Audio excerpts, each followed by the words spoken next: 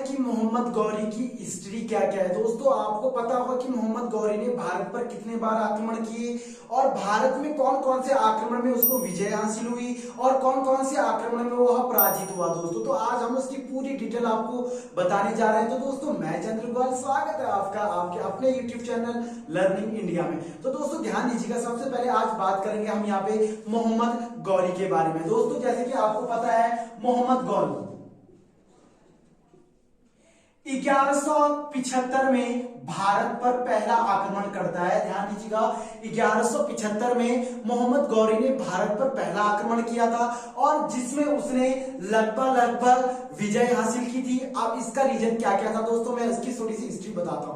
मोहम्मद गौरी गजनी यानी कि अरब शासक का एक शासक था दोस्तों, और यह गजनी का एक छोटे से साम्राज्य का एक राजा हुआ करता था और इसकी सबसे बड़ी जो चाह थी दोस्तों वो थी भारत पर राज करना। और वाक्य में अगर मैं बताऊं तो दोस्तों लगभग बाद में उसने लास्ट अंतिम समय तक उसने अंतिम समय में अपने काम को उसने जो यहाँ पे अंजाम दिया दोस्तों, और जिस टाइप से इसने भारत पर राज किया उसकी सारी डिटेल तो मैं आपको यहाँ पे क्लियर करते हुए लेके चलूंगा। तो देखिएगा दोस्तों, पहली बार गौरी ने भारत पर जो आक्रमण किया था वो किया था 1175 में, और ये किया था दोस्तों मुल्तानों के बीच। सबसे पहले ध्यान दीजिएगा, मुल्तानों के बीच पहली बार भारत पर आक्रमण करने वाला जो शासक था वो था दोस्तों मोहम्मद गौरी, और ये कहां का था तो यह था गजनी का। दोस्तों ध्यान दीजिएगा, यानी कि गजनी का था। अब 1175 में ये भारत पर आक्रमण करता है और यह मुल्तानों के बीच, और मुल्तानों को पूरी रूप से क्या कर देता है दोस्तों, पराजित कर देता है, और यहाँ से कुछ सोना कुछ धन यहाँ से लूट के लेके जाता है। दोस्तों पहले तो आपको इतना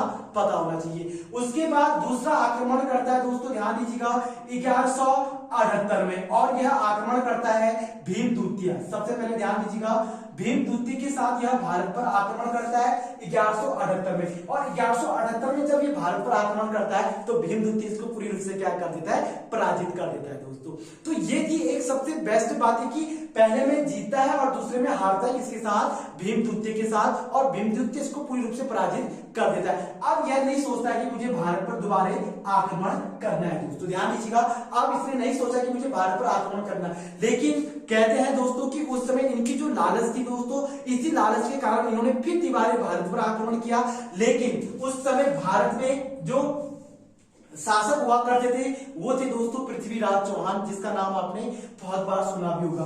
पृथ्वीराज चौहान थे दोस्तों, और पृथ्वीराज चौहान के साथ आक्रमण करते हैं, और पृथ्वीराज चौहान भी लगभग पूरी रूप से इनको क्या कर देते हैं, पराजित कर देते हैं। दोस्तों ध्यान दीजिएगा, और एक बार दोहराता हूं कि पृथ्वीराज चौहान के साथ भारत पर आक्रमण किया इन्होंने 1191 में। ध्यान दीजिएगा 1191 में ये तीसरा आक्रमण था दोस्तों। ध्यान दीजिएगा 1191 में आक्रमण करते हैं पृथ्वीराज चौहान के साथ, लेकिन ये पूरी रूप से क्या हो जाते हैं दोस्तों, पराजित हो जाते हैं। सबसे पहले ध्यान दीजिएगा, पराजित हो जाते हैं, और जैसे ही ये पराजित हो जाते हैं तो ये भारत पर आक्रमण नहीं करते। दोस्तों कहा जाता है कि अगर हम यहाँ पे पृथ्वीराज रासो पढ़े तो इनके जो मित्र थे पृथ्वीराज चौहान के, यानी कि इनके जो मित्र थे चंद्रभद्र राय, तो चंद्रभद्र राय ने अपने पृथ्वीराज रासो में लिखा है कि इन्होंने लगभग पृथ्वीराज चौहान के साथ जो इन्होंने आक्रमण किया था, तो कहते हैं कि दोस्तों इन्होंने लगभग 16 बार, यानी कि मोहम्मद गौरी को 16 बार माफी की थी। तो दोस्तों कहने का मतलब कि उस समय जो राजपूत थे दोस्तों, हमारे राजा हुआ करते थे, काफी एक मतलब बहुत ही कहते हैं कि दोस्तों सहन शक्ति ताकतवर तो हुआ करते थे, लेकिन एक उनपे बहुत बड़ी कमी ये थे कि वो डायरेक्टली मतलब इनडायरेक्टली कभी हमला नहीं करते थे, जैसे कि पीठ पीछे मारना या इस टाइप से। तो इस टाइप से लगभग पृथ्वीराज चौहान ने मोहम्मद गौरी को 16 बार माफी दी थी दोस्तों। तो कहते हैं कि जब 16 बार माफी दी थी तो 1192 में जो पराजित हुआ था दोस्तों, इसको कहा जाता है लगभग तराइन का युद्ध। भी याद कीजिएगा आप लोग, ये भी इंपॉर्टेंट है। तराइन का युद्ध पहला युद्ध है, ये प्रथम तराइन का प्रथम युद्ध पृथ्वीराज चौहान और मोहम्मद गौरी के बीच हुआ दोस्तों। ध्यान दीजिएगा, मोहम्मद गौरी के बीच और गौरी के बीच जब युद्ध हुआ तो तराइन के युद्ध में पराजित कौन हुआ, मोहम्मद गौरी। ध्यान दीजिएगा मोहम्मद गौरी ये पराजित हुआ। एक बार मैं इसको पूरा डिटेल से क्लियर करवाता हूं दोस्तों। ध्यान दीजिएगा, सबसे पहले किसको किस टाइप से आपने क्लियर करना है।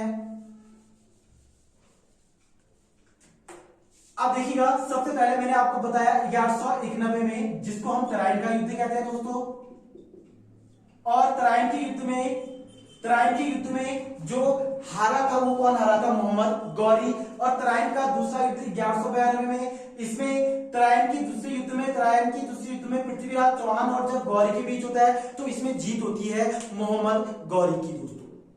सबसे पहले एक बार फिर मैं दोबारा दोहराता हूं दोस्तों, 1175 में मुल्तानों के बीच, 1178 में भीमदुत्ती के बीच, 1191 में तराइन का पहला युद्ध पृथ्वीराज चौहान और मोहम्मद गौरी के बीच और इसमें पृथ्वीराज चौहान की जीत होती है।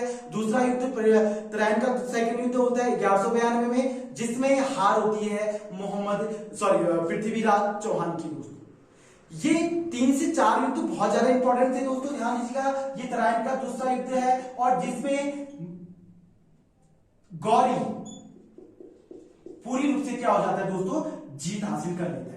और जैसे ही जीत हासिल करता है तो यह पृथ्वीराज चौहान की हत्या कर देता है दोस्तों। इसके भी बहुत बड़ी षड्यंत्र था दोस्तों, इसके बारे में मैं बताऊंगा आपको कि जो पृथ्वीराज चौहान के ससुर जी होते हैं जयचंद, यह मोहम्मद गौरी के साथ मिल जाते हैं दोस्तों। और ये दोनों मिलने के बाद इनकी साजिश के कारण पृथ्वीराज चौहान पूरी रूप से हार जाते हैं दोस्तों। और हारने के बाद मोहम्मद गौरी इसकी क्या कर देता है, यहाँ पे हत्या कर देता है। जैसे ही हत्या करता है तो इसके जो ससुर होते हैं यानी कि पृथ्वीराज चौहान जी के जो ससुर होते हैं जयचंद, अब इन पे एक भार पड़ जाता है क्योंकि मोहम्मद गौरी इस पे भी आक्रमण करता है। और ये जब आक्रमण करता है तो 1194 में, ध्यान दीजिएगा दोस्तों, 1194 में, जिसको बोलते हैं चंदवार का युद्ध, ध्यान दीजिएगा, चंदवार का युद्ध।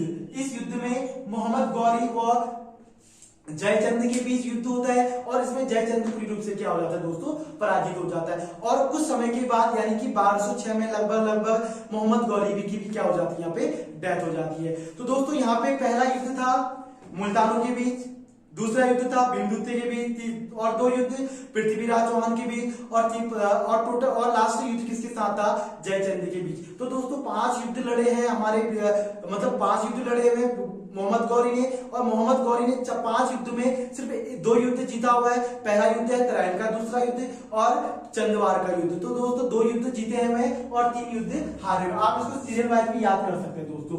1175, 1178, 1191, 1192 और 1194 दोस्तों। ध्यान दीजिएगा, पहला है मुल्तान,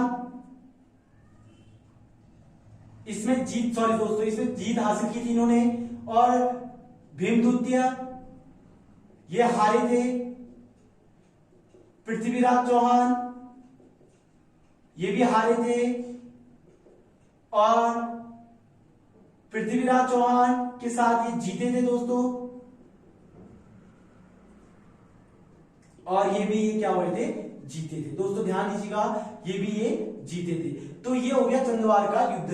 पहला हो गया प्रथम तराइन का युद्ध 1191, दूसरा युद्ध 1192 और तीसरा चंदवार का युद्ध 1194 और 1206 में इसकी डेथ हो जाती है दोस्तों। ध्यान दीजिएगा, 15 मार्च 1206 में मोहम्मद गौरी की क्या हो जाती है, डेथ हो जाती है दोस्तों। तो ये था एक मोहम्मद गौरी का इतिहास। इसके बाद भारत पर दिल्ली सल्तनत स्टार्ट हो जाता है दोस्तों, जहां पे 5 यहाँ पे शासन करते हैं। और इन शासनों के बारे में मैं आपको स्टेप बाय स्टेप बताऊंगा, जो कि आप लोग के लिए बहुत ज्यादा क्या रहेगा, इंपॉर्टेंट रहेगा। तो दोस्तों अगर ये वीडियो पसंद आया हो तो दोस्तों आप लोगों से फिर मैं रिक्वेस्ट कर रहा हूं कि लाइक और सब्सक्राइब करना बिल्कुल भी ना भूलिएगा।